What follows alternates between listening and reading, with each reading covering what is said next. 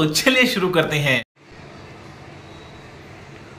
Good morning साथियों, अब बात करते हैं हम फार्मा के अगले next topic anti tubercular drug के बारे में।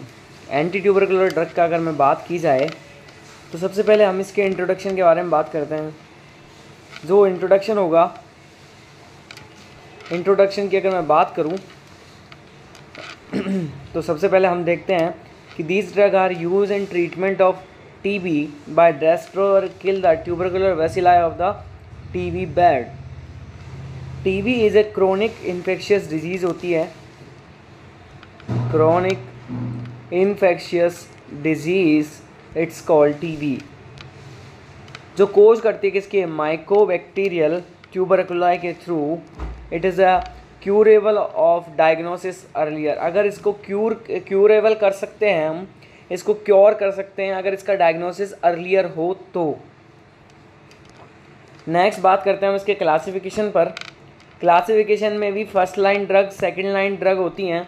फर्स्ट लाइन ड्रग में बिफोर काइनेटिक और बिफोर सिस्टमेटिक और क्रोनिक, इनके अकॉर्डिंग इनको बीसी और बीएस के अकॉर्डिंग इनको डिवाइड किया गया है। तो सबसे पहले मैं अगर देखूं तो बीसी के अंदर आता है आईएनए, रिफाम्बिसिन, स्ट्रेप्टोमाइसिन, और बीएस के अंदर आता है इथाम्बुटॉल। सेकंड लाइन जो ड्रग होगी, सेकंड लाइन ड्रग के अंदर बीसी के अंदर एमिकासिन, ल्यूवोफ्लॉक्सेसिन, बीएस के अंदर पीएएस और काइमाइसिन। मैकेनिज्म ऑफ एक्शन की अगर बात की जाए तो आईएनपीएच जो प्रोड्यूस ड्रग है, प्रो ड्रग है इसकी, आईएनपीएच कैटालेक्स पेरोक्सीडेज एंजाइम जो होता है वो इस आईएनपीएच प्रो ड्रग को आईएनएच के अंदर एक्टिव कर देगा, और आईएनएच के अंदर एक्टिव करने की वजह से blind with INH A gene bind हो जाएगा आईएनएच से। सिंथेसिस ऑफ माइकोलिक एसिड का सिंथेसिस कम हो जाएगा, और उसकी वजह से क्या होगा कि वीक होगा, सेल वॉल जो होगी इसकी वीक हो जाएगी, और बैक्टीरिसाइडल इफेक्ट जो होंगे वो इनहिबिट करेगा आरएनए सिंथेसिस को। आरएनए सिंथेसिस क्या करेगा, बाइंड विद बीटा सब unit of DNA dependence RNA polymerase. जो बीटा सब यूनिट बाइंड होगा किससे, बीटा सब unit of DNA dependent RNA polymerase से, और वो रिफाम्बिसिन जो होगा वो क्या करेगा, वो बाइंड होगा किससे, बीटा सब unit of DNA dependent RNA polymerase से। वो क्या करेगा, इनहिबिट करेगा किसको, आरएनए सिंथेसिस को, और वही बैक्टीरियासाइडल इफेक्ट आएंगे। अब मैं बात करूं इनके यूजेस के बारे में, तो इसके यूजेस की अगर मैं बात की जाए, इसके अगर यूजेस की बात की जाए साथियों, तो मैं बात करता हूं कि इसके यूजेस टीबी के अंदर होंगे, लेप्रोसी के अंदर होगा, ब्रूसेलोसिस के अंदर होगा, पल्मोनरी मेनिंजाइटिस के अंदर इसके यूजेस होंगे, पल्मोनरी टीबी के अंदर इसका यूज़ होगा, और ट्यूबरकुलर बेसिलाई के अंदर भी इसका यूज़ होगा। अब बात करते हैं इसके कॉन्ट्राइंडिकेशन में। तो मोस्ट ऑफ मैंने आपको बताया था कि फार्मा के अंदर कॉन्ट्राइंडिकेटेड में एलर्जी, प्रेगनेंसी, लैक्टेशन और हेपेटिक डिसऑर्डर। एलर्जी, प्रेगनेंसी और लैक्टेशन वुमेन जो होती है इनके अंदर तो मोस्ट ऑफ कॉमन पाया ही जाता है। अब मैं साइड इफ़ेक्ट की अगर बात करूं तो साइड इफ़ेक्ट में आता है नोजिया, वॉमिटिंग, डिजीनेस, डर्मेटाइटिस और न्यूरोपैथी। नेक्स्ट अब हम टॉपिक के बारे में बात करते हैं हमारे।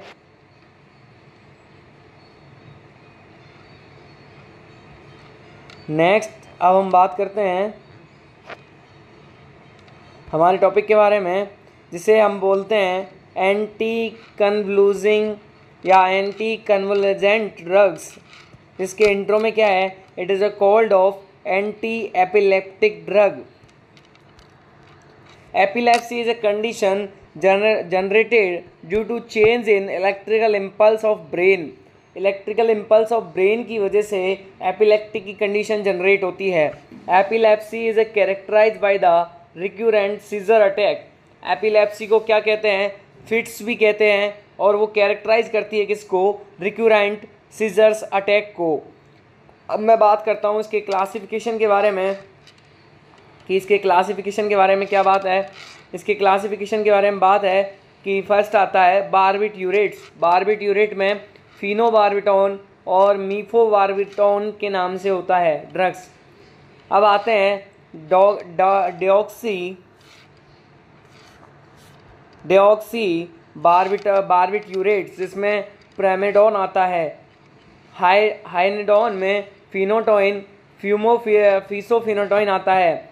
बेंजोडाइजेपिन के अंदर डायजेपाम क्लोजापाम आता है। न्यूअर ड्रग जो होती है उसके अंदर लॉक्सामाइड आता है। सक्सिनाइल जो सक्सिनामाइड ड्रग होती है, सक्सिनामाइड जो इसका क्लासिफिकेशन होता है उसके अंदर लीथोसक्सिनिमाइड आता है, इथोसक्सिनिमाइड।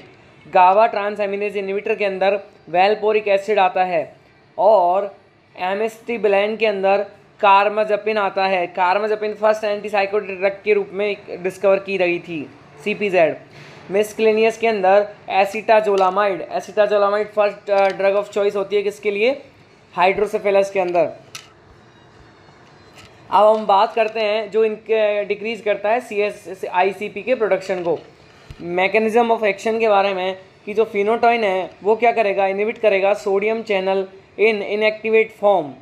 देन उसकी वजह से क्या होगा, स्टेबलाइज होगा द न्यूरल मेम्ब्रेन, और न्यूरल मेम्ब्रेन स्टेबलाइज होने की वजह से डिक्रीज होगा स्प्रेड ऑफ सीजर्स, और उसकी वजह से एंटीलेप्टिक एक्टिविटी।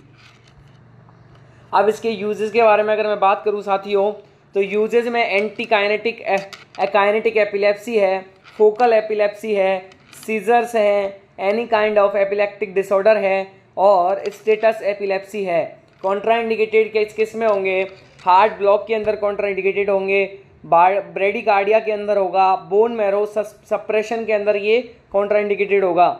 अब बात करते हैं इसके साइड इफ़ेक्ट के बारे में, तो नोजिया, वॉमिटिंग, ड्राउजीनेस, सेडेशन, ये इसके साइड इफ़ेक्ट होते हैं।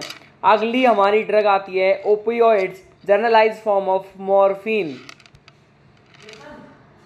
इंट्रोडक्शन की अगर मैं बात करूं तो analgesic are a drug use to relieve from the pain by act on CNS and peripheral pain mechanism not after the cause.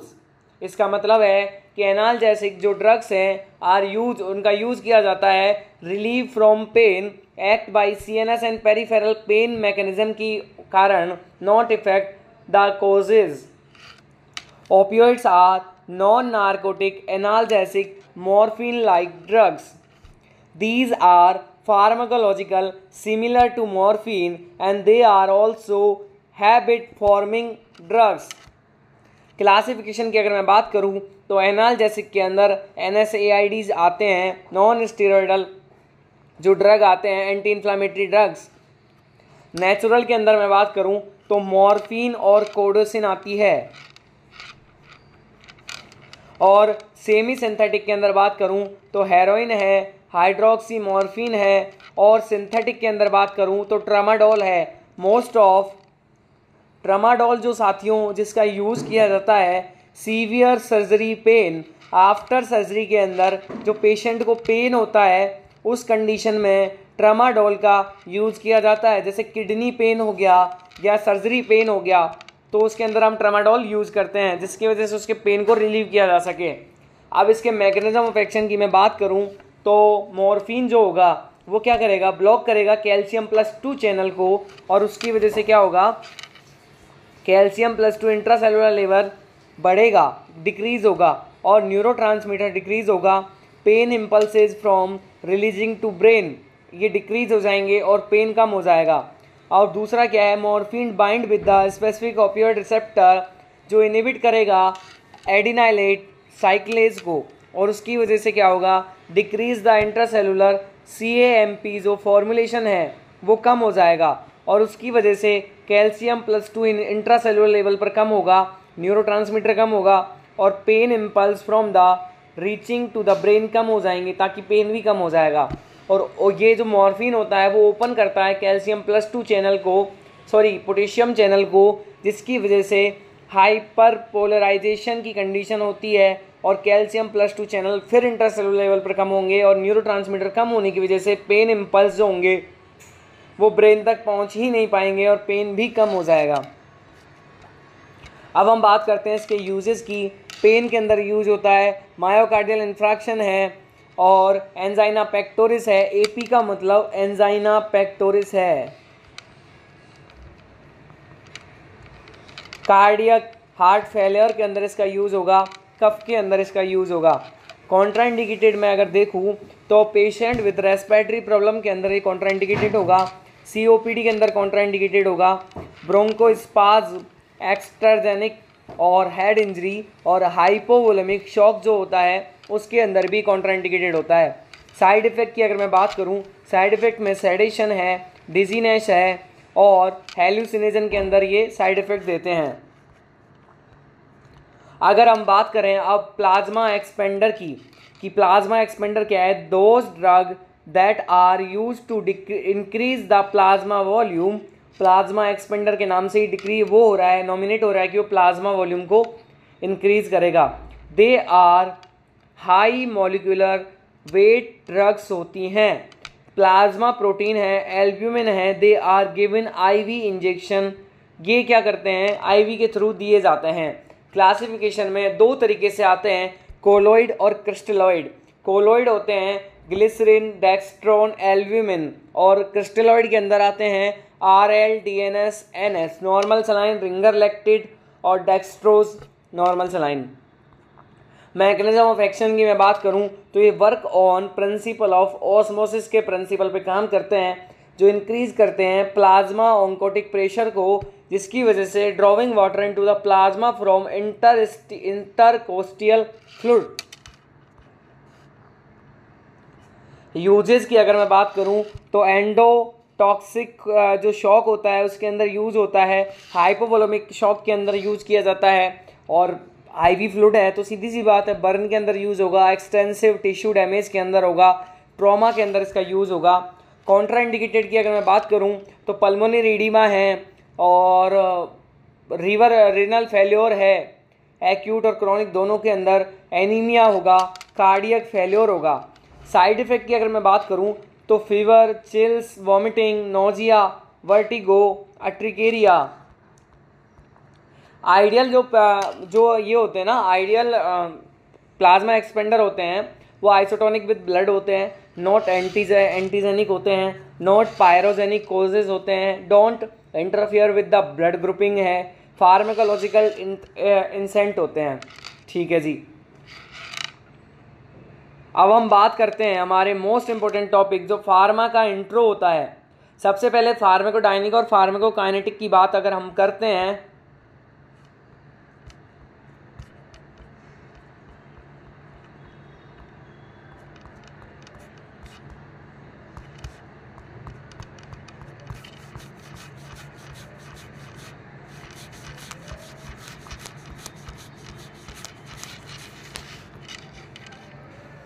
Intro.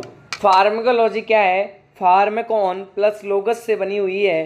Farm का मतलब होता है ड्रग या मेडिसिन, लोगस का मतलब study, science to study the drug, any chemical that affect process of living is not called drugs. Study of drug effect on drug on body and body response for drug pharmacokinetic.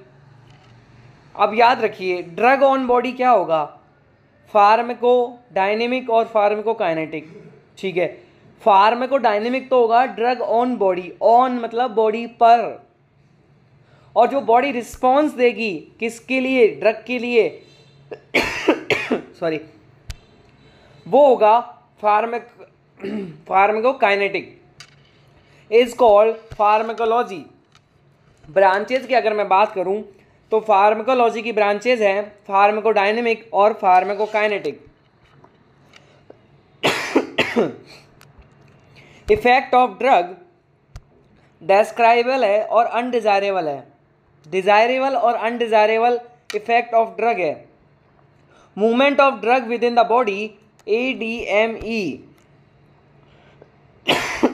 Sorry. Pharmacodynamic और pharmacokinetic के अंदर difference देखते हैं।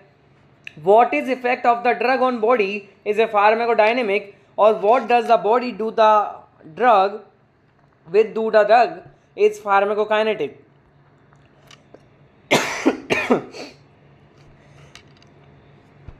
Elucidated action effect sequence drug dose relationship.